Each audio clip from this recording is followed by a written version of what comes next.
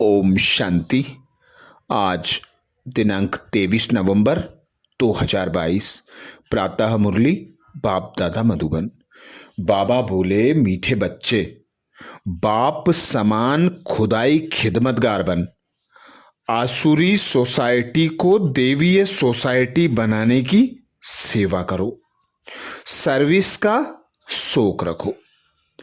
बाबा बोले, मीठे बच्चे, बाप समान खुदाई खिदमतगार बन, आसुरी सोसाइटी को देवीय सोसाइटी बनाने की सेवा करो, सर्विस का शौक रखो।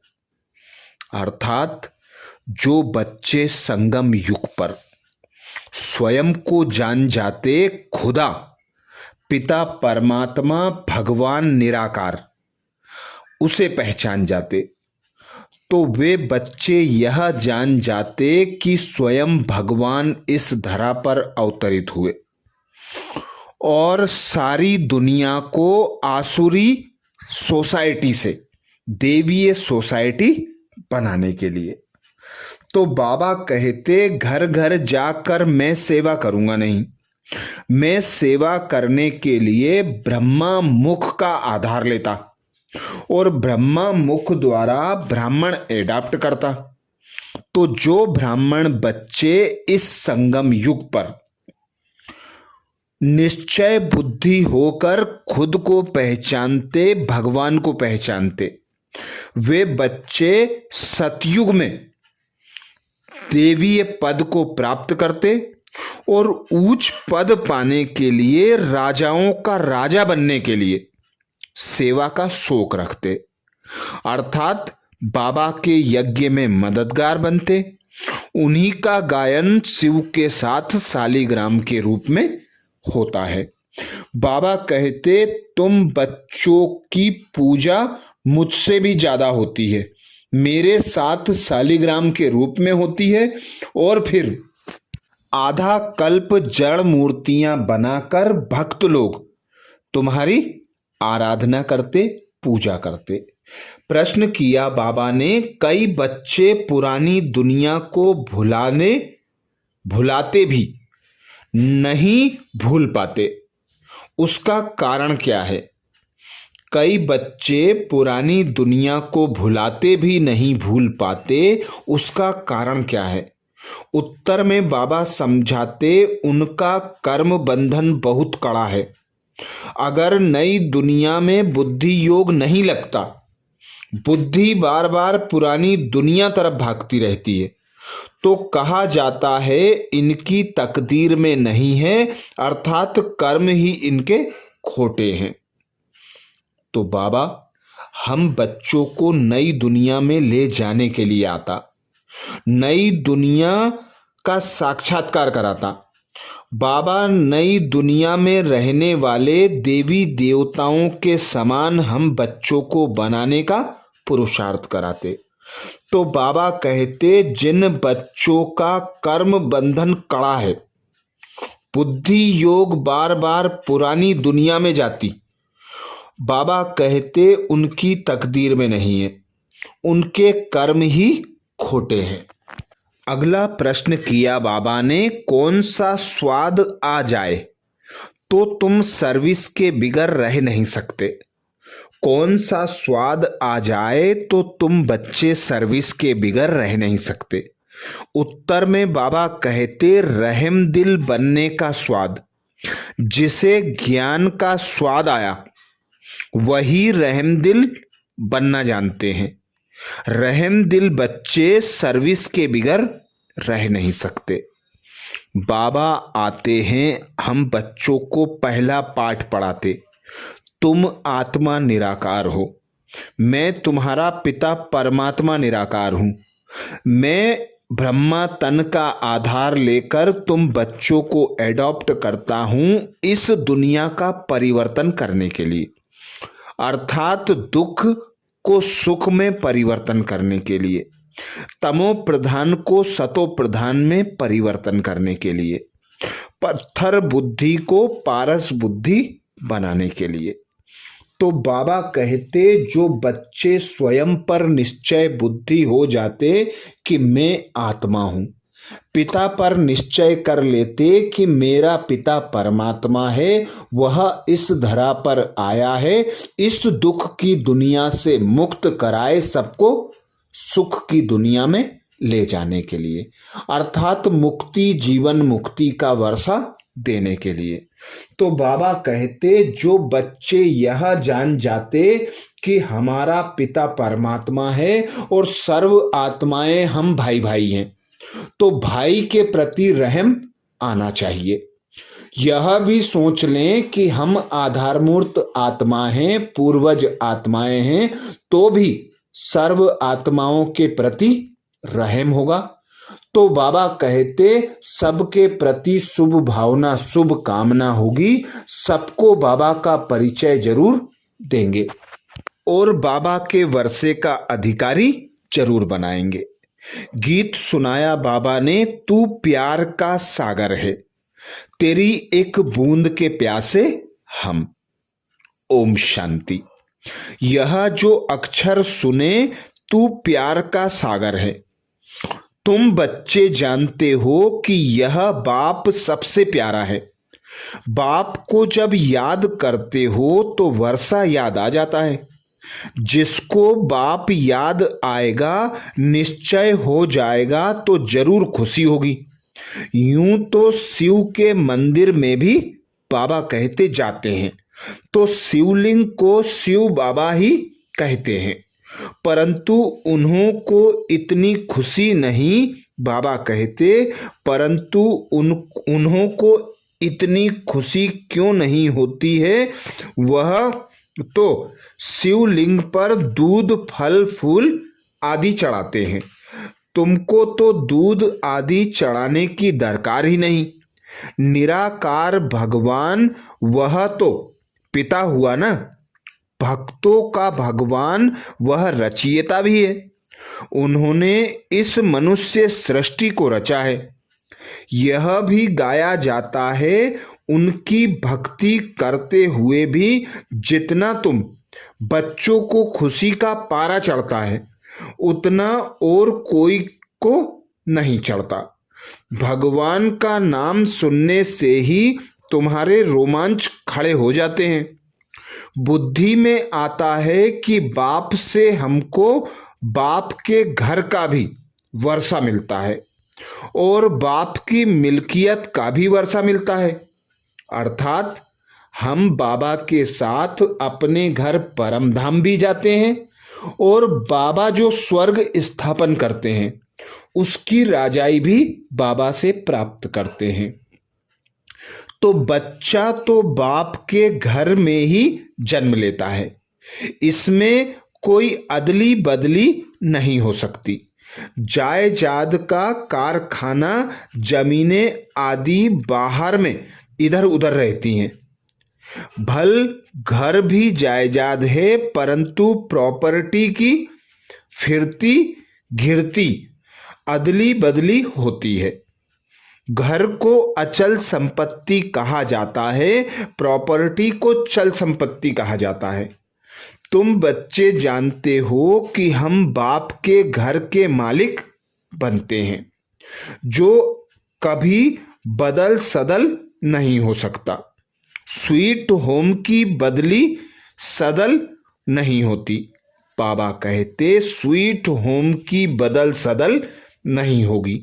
बाकी राजाई तो कितना बदल सदल होती है, वह चल है वह अचल है।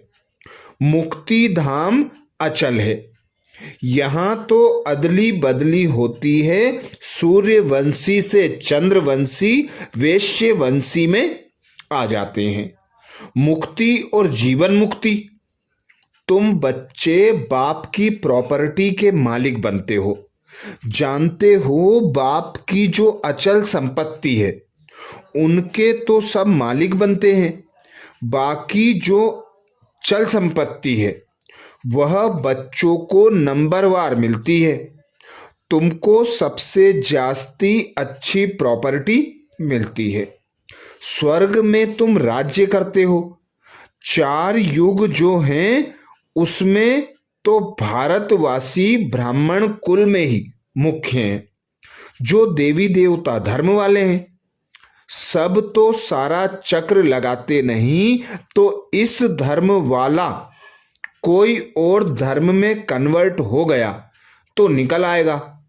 क्रिश्चियन धर्म में, बुद्ध धर्म में बहुत कन्वर्ट हो गए हैं, वह सब बाबा कहते निकल आएंगे। ऐसे बहुत कन्वर्ट हो गए हैं, देखने में आता है। बाबा कहते देखने में आता है, कोई समय ऐसा भी आएगा यह जो नॉलेज है उसे कोई भी समझ सकते हैं। इस सृष्टि चक्र को जानना तो कॉमन बात है, भल कितना भी डल हेड हो तो भी बुद्धि में तो यह आता है ना। ऐसे नहीं कि सृष्टि चक्र को जानने से सर्वगुण संपन्न बन जाते हैं, नहीं। यह तो पढ़ाई है, वह है हद की पढ़ाई, यह है बेहद की पढ़ाई। सिर्फ तुम जानते हो, तुम्हारी बुद्धि में यह रहता है कि यह चक्र कैसे फिरता है, और धर्म तो बाद में आते हैं। यह नॉलेज बहुत बाबा कहते सहज है। कोई तो मुश्किल समझते हैं, परंतु फिर इतना योगी बनना है। सब उनको याद करते हैं। सृष्टि चक्र को तो बाबा कहते सृष्टि चक्र को तो जाना है, परंतु वह अवस्था भी तो चाहिए ना। सर्वगुण संपन्न बनने में अच्छी ही मेहनत लगती है।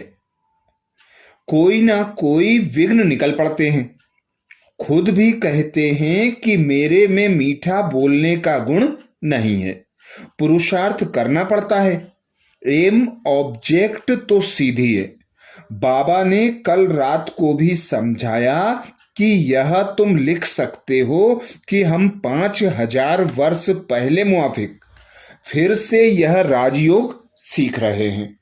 कहाँ भी प्रदर्शनी व प्रोजेक्ट दिखाया जाए तो यह वंडरफुल बात जरूर लिखनी चाहिए कि 5000 वर्ष पहले मुआफिक फिर से तुमको हम इस प्रदर्शनी द्वारा राजयोग सीखने के लिए युक्ति बतला रहे हैं। बाप कहते हैं कि 5000 वर्ष पहले मुआफिक श्रीमत द्वारा यह पुरुषार्थ कर रहे हो। वह तो कहते हैं कि कल्प की आयु ही लाखों वर्ष की है। कलयुग तो अभी बच्चा है। तुम कहते हो हम 5000 वर्ष पहले मुआफिक देवी स्वराज्य पद पाने के लिए पुरुषार्थ कर रहे हैं, तो मनुष्य वंडर खाएंगे कि यह क्या लिखते हैं।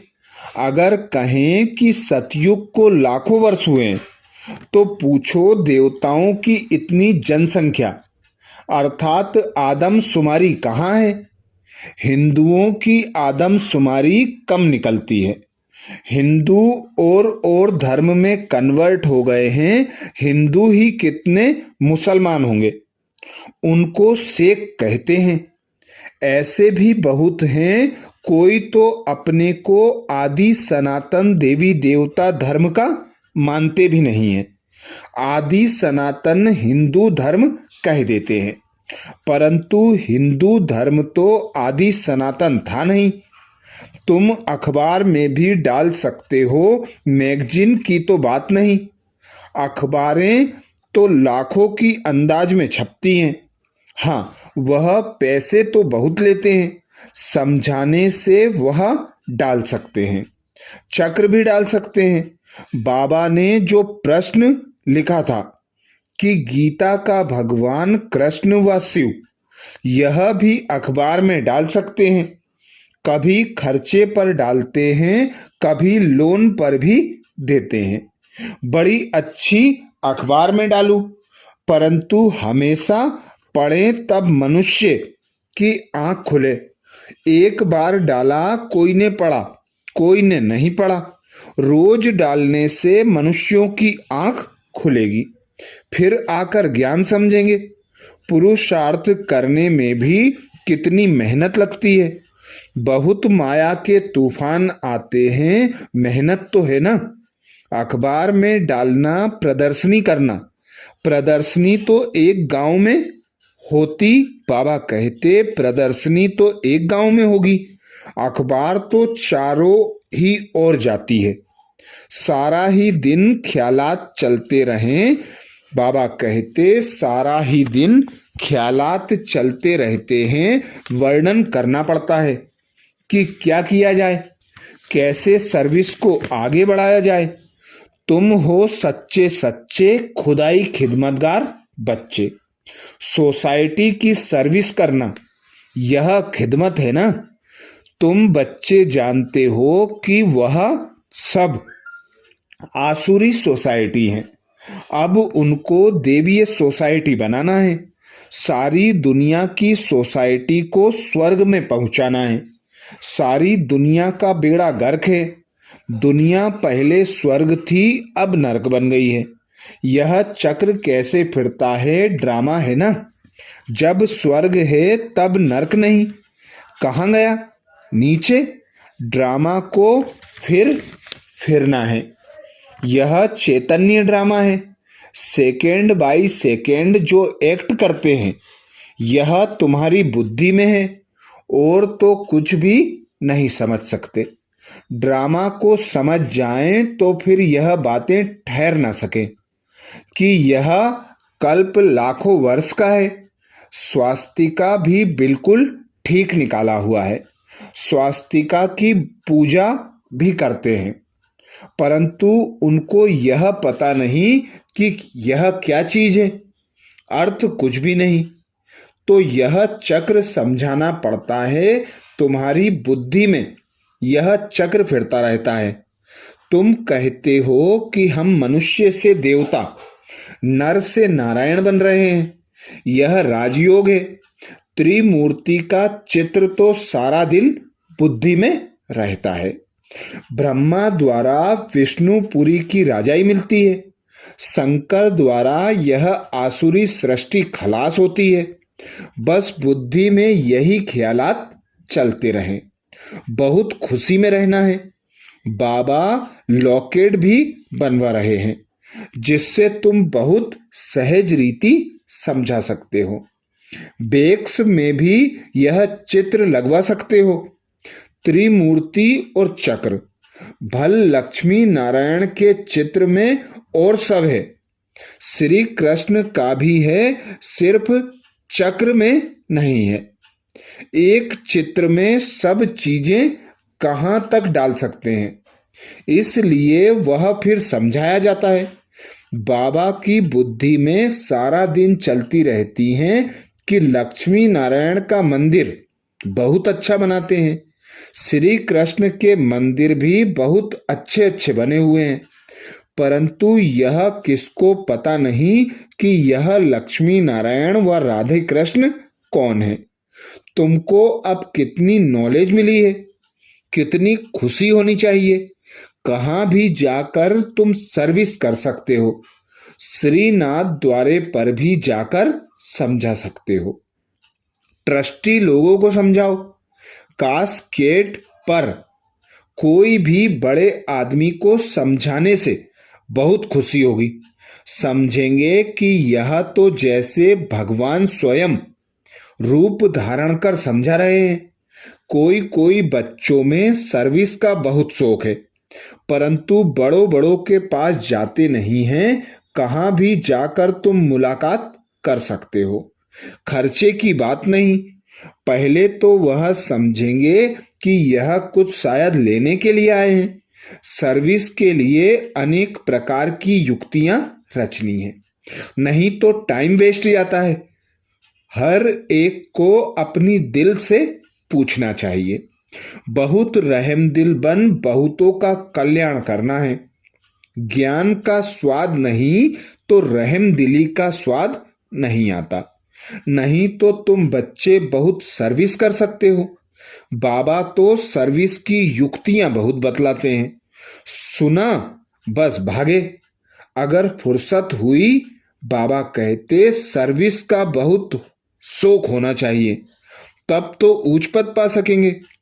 इस त्रिमूर्ति चक्र पर बहुत अच्छी सर्विस कर सकते हो।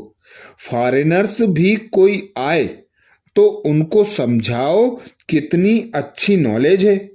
यह तो वर्ल्ड की हिस्ट्री ज्योग्राफी की नॉलेज है। सन्यासी लोग बाहर जाते हैं भारत के प्राचीन राजयोग की नॉलेज देने, परंतु वह दे नहीं सकते। तुम्हारे पास फैक्ट फिगर्स सब है, परंतु समझाने की हिम्मत चाहिए। प्रोजेक्ट पर भी तुम सब चित्र दिखाए नॉलेज दो तो बहुत अच्छा है। विलायत में भी प्रोजेक्ट पर बहुत अच्छी नॉलेज दे सकते हो, वह सुनकर बहुत खुश होंगे। क्राइस्ट अभी कहाँ है, फिर कब आएगा, उनको पता पड़ जाएगा। ड्रामा के चक्र का ज्ञान तो मिल जाएगा ना। साथ में प्रोजेक्ट है तो उस पर भी बहुत अच्छी सर्विस कर सकते हैं। इसमें कोई मना नहीं कर सकते। कोई को भी समझा सकते हो। स्लाइड सब ले जाओ। अंग्रेजी में हो तो अच्छा है, मेहनत भी करनी है। सबका बुद्धि योग शिव बाबा से लग जाए तो जल्दी जल्दी स्थापना हो जाए। बाप भी ड्रामा प्लेन अनुसार समझाते रहते हैं, मत देते रहते हैं। चीज लेने वाला भी बड़ा समझू, सयाना, अक्लमंद चाहिए। स्लाइड में अक्षर बहुत क्लियर चाहिए जो मनुष्य पढ़ सके। हिंदी इंग्लिश दोनों हों। उर्दू मद्रासी भी बनाने पड़े, फिर प्रोजेक्टर पर कहाँ भी समझाना सहज हो जाएगा। आप सामान बनाने की सर्विस करनी है, तब अच्छा पद पाने की उम्मीद हो सकती है। नहीं तो क्या पद मिलेगा। मनुष्य बेचारे बहुत दुखी हैं। बाप का परिचय देने से खुशी होती है ना। कई बच्चों ने बाबा को फिर देखा भी नहीं है, फिर भी पत्रों में लिखते हैं, बाबा हम आपसे वर्षा जरूर लेंगे। कितनी बांधेलियां हैं, वह भी तब छूट सकती हैं जब सारा। बाबा कहते बांधेलियां भी छूट सकती हैं जब तुम्हारा नाम निकले, प्रभाव निकले। अपनी हमजिन्स को जेल से छुड़ाना है। सर्विस नहीं तो क्या पद पाएंगे। अंत में सब साक्षात्कार होंगे, फिर अपने किए हुए करतूत सब याद आएंगे। बाप साक्षात्कार कराते रहेंगे। बाप का बनकर फिर क्या क्या डिसर्विस की, फिर बचताना होगा। इसलिए बाप समझाते रहते हैं कि सर्विस पर अच्छी रीति लगना है। बाबा को अच्छी अच्छी बच्चियां चाहिए सर्विस करने वाली। विचार करना चाहिए कि बाबा की सर्विस में क्या मदद करें जो हमारे स्वराज्य की जल्दी स्थापना हो जाए। सर्विस का शौक होना चाहिए। सर्विसेबल बच्चों को पत्थर बुद्धि से पारस बुद्धि बनाने में कितना माथा मारना पड़ता है, कम बात नहीं है। फिर बच्चों को कितनी खुशी होनी चाहिए कि हम स्वर्ग का वर्षा बाप से ले रहे हैं, परंतु है गुप्त। कर्म बंधन का भी हिसाब किताब कितना कड़ा है, जो पुरानी दुनिया को भूलते नहीं। धूल छाई में जाकर बुद्धि योग लटकता रहता है, नई दुनिया में लगता नहीं। इसको कहा जाता है कर्म खोटे। अच्छा, मीठे मीठे सिकिलदे बच्चों प्रति मात पिता बाप दादा का याद प्यार और गुड मॉर्निंग। रूहानी बाप की रूहानी बच्चों को नमस्ते। हम सब रूहानी बच्चों की रूहानी मात पिता बाप दादा को याद प्यार गुड मॉर्निंग और नमस्ते। धारणा के लिए मुख्य सार में बाबा बोले, पहली पॉइंट, आप सामान बनाने की सेवा करनी है। कोई ऐसी करतूत नहीं करनी है जिसकी सजा खानी पड़े। बहुत मीठा बनने का पुरुषार्थ करना है।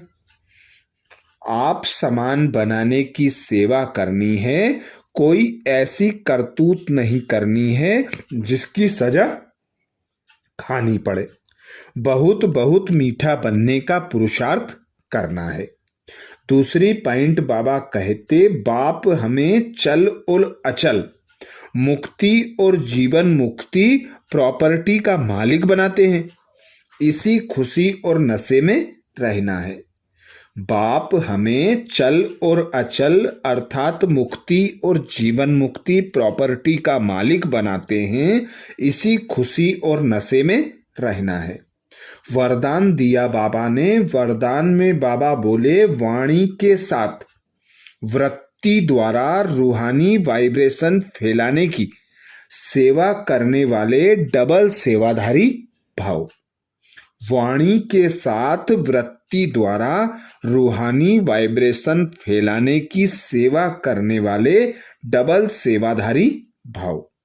डिटेल में बाबा समझाते, जैसे वाणी द्वारा सेवा करते हो ऐसे वाणी के साथ वृत्ति द्वारा सेवा करो तो फास्ट सेवा होगी।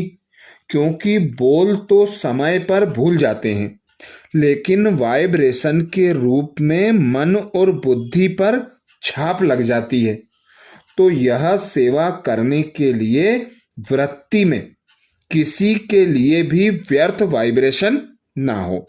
व्यर्थ वाइब्रेशन रूहानी वाइब्रेशन के आगे एक दीवार बन जाती है।